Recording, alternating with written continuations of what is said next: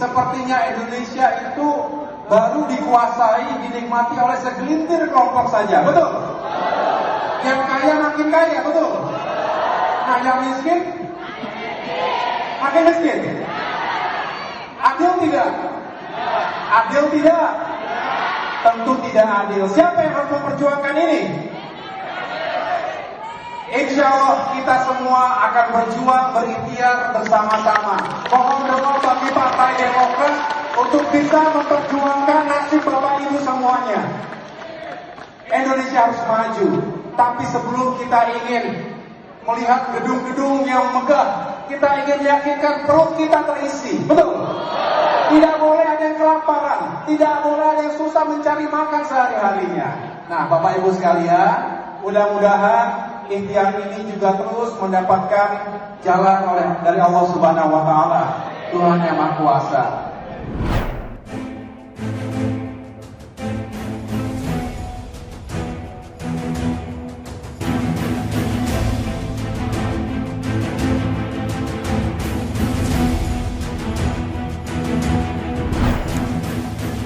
Halo, sahabat Indonesia, kita bertemu lagi dalam Opini Rudy. Sahabat Indonesia, saya tercenung. Barusan kita mendengar tadi video yang kami dapatkan dari media yang sudah viral sebetulnya.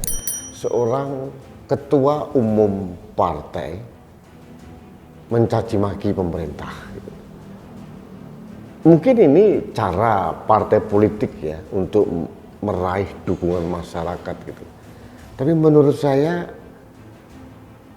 kembali pada adagium bukan pesannya yang penting, tapi adalah siapa penyampai pesannya. Nah, ini penyampai pesannya seorang Agus Harimurti Yudhoyono, anak dari Presiden Republik Indonesia yang ke-6, Susilo Bambang Yudhoyono.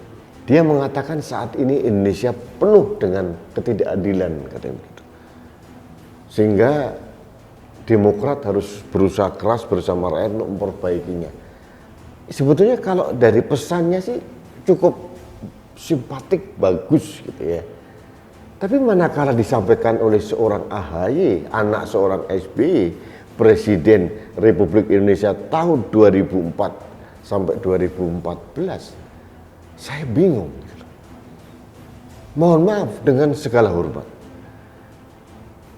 Terjadinya intoleransi, radikalisme dan terorisme yang luar biasa meledak dalam 7 tahun terakhir atau 10 tahun terakhir.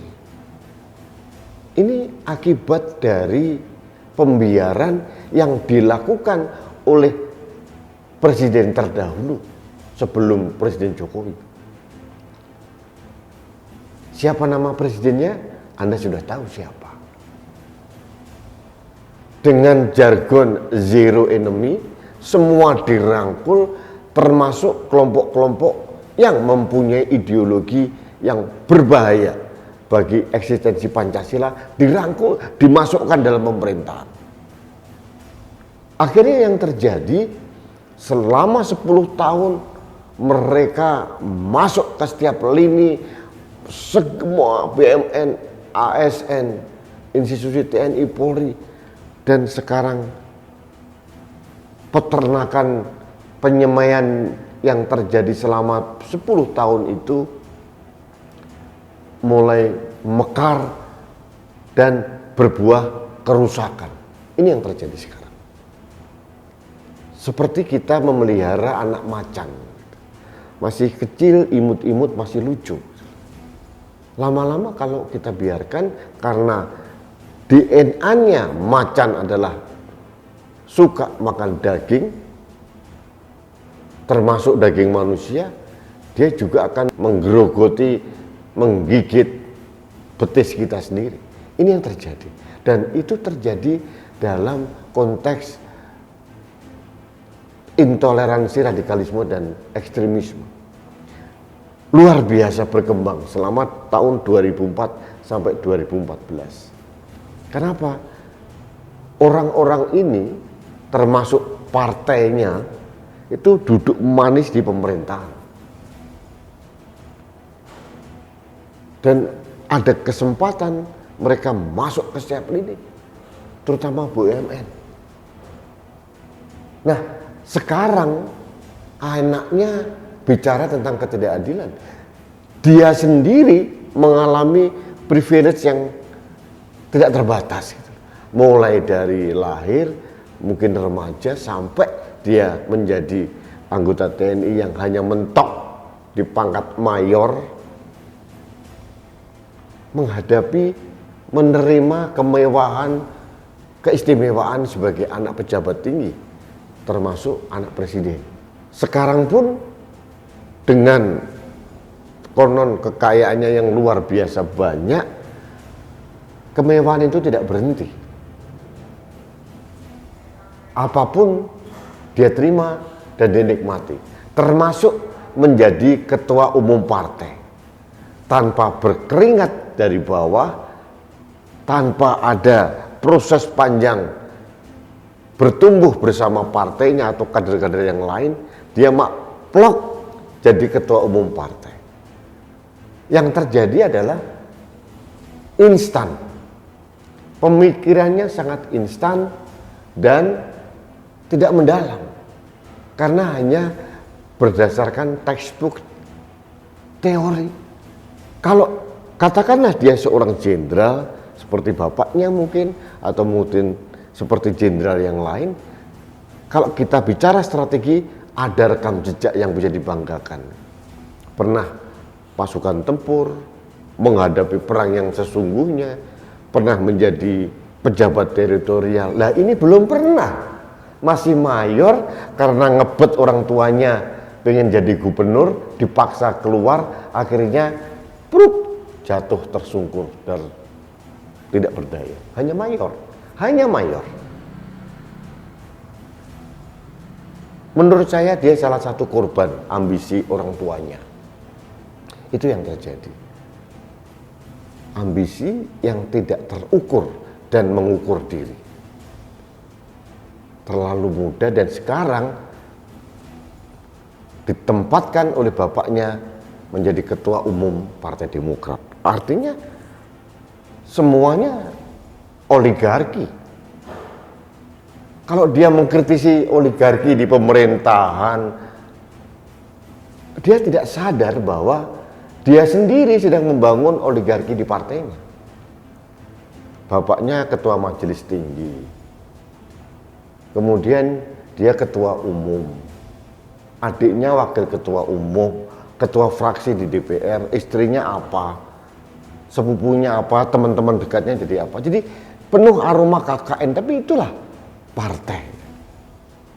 Saya bisa mengkritisi ini karena partai juga mendapatkan uang dari rakyat, dapat subsidi dari rakyat juga berdasarkan jumlah kursi yang dia terima di DPR. Rakyat perlu atau berhak menuntut dari partai. Partai ini seharusnya kan memberikan pendidikan politik yang cerdas. Ini tidak. Politik kasar dan sangat primitif gitu loh. Supaya mendapatkan simpati orang, dia menjelek-jelekan pemerintah. Basi. Sama dengan kadernya dia yang bernama Ardi Wirdamulya itu. Dia mengatakan pelarangan CPO oleh presiden yang berlaku efektif tanggal 28 April 2022 ini adalah keputusan yang paling bodoh dan goblok. Kasar. Ini yang disampaikan oleh kader Demokrat Ardi Wirdamulya. Akhirnya saya bertanya-tanya, jangan-jangan kader Demokrat ini dapat order dari kartel-kartel besar, mafia-mafia minyak goreng, mafia kelapa sawit, disuruh mengkritisi pemerintah seperti itu. Karena dari keputusan atau kebijakan pemerintah dalam pelarangan ekspor, yang terpukul dengan telak adalah kartel-kartel besar, mafia besar minyak goreng atau kelapa sawit. Dapat order, Mas? Mudah-mudahan tidak. Saya berharap tidak. Tapi ini menunjukkan kualitas kadernya. Saya beberapa hari yang lalu mengkritisi warna, aura, demokratisasi di tubuh Partai Demokrat. Ternyata tidak demokratis sama sekali. Seperti kasus di Jawa Timur, terang benderang, sampai sekarang belum selesai. Karena ingin mendudukkan salah satu pejabat pemerintah menjadi ketua Partai Demokrat, Agus Harimurti Yudhoyono berlindung di balik ADART yang mereka buat sendiri, bahwa semua keputusan tidak di tangan DPC atau mungkin DPD atau mungkin rakyat, apalagi rakyat ya, tapi di tangan mutlak ketua umum partai. Ini kan ironis ini. Ini demokratisasi macam mana ini? Jadi saya katakan ini pembelengguan, pengebirian demokrasi terjadi di mana? Di Partai Demokrat. Jadi kan tidak sesuai dengan namanya. Sahabat Indonesia, ini bentuk kritik saya kepada partai politik ya. Saya tidak melulu hanya mengkritisi Partai Demokrat, partai lain pun juga saya kritisi. Termasuk partai penguasa sekalipun, kalau mempunyai statement atau narasi yang berpotensi menciptakan kegaduhan dan tidak tahu diri, saya akan kritisi dengan berat. Nah, ini giliran Partai Demokrat, partai yang menurut saya sangat oligarki dan kental nuansa ketidaktahuan dirinya. Jadi ini yang terjadi. Jadi Agus Harimurti ini seperti sering saya katakan bercermin di kaca retak. Jadi dia tidak nampak dianya seperti apa. Bagaimana dia mendapatkan keistimewaan. Sekarang dia bicara keadilan. Dia tidak pernah mengukur secara objektif apa yang terjadi di zaman bapaknya. Apakah yakin keadilan tercipta di zaman bapaknya? Ini debatable. Yang terjadi adalah warisan gerombolan-gerombolan intoleransi, radikalisme dan terorisme, dan kelompok-kelompok yang pro khilafah telah merangsek ke seluruh lini kehidupan di negeri ini, terutama aparat negara. Ini yang kami sayangkan dan kami rasakan sekarang. Kita menuai hasilnya dari proses pembiaran yang panjang. Ini dilakukan selama tahun 2004 sampai 2014. Ini yang terjadi. Baik, sahabat Indonesia, ini adalah opini dari rakyat. Karena saya rakyat, saya membayar pajak, saya berhak beropini kepada siapapun termasuk kepada pemerintah kalau sedianya akan berpotensi menciptakan kegaduhan dan kontraproduktif dengan upaya kita bersama untuk menjalani proses recovery pasca pandemi COVID-19 ini. Saya muak dengan orang-orang yang hanya pragmatis, oportunis, hanya mencari keuntungan untuk dirinya dan kelompoknya sendiri, tapi tidak pernah bicara tentang kebangsaan. Mereka bukan negarawan, tapi adalah orang yang sangat pragmatis. Itu muak dengan orang-orang seperti itu. Baik, sahabat Indonesia, terima kasih Anda telah mengikuti gerundelan saya dalam Opini Rudi kali ini. Kita bertemu kembali dalam Opini Rudi selanjutnya. Salam satu Indonesia, salam budaya Nusantara, salam toleransi, salam sehat untuk Indonesia. Saya Rudi S. Kambri.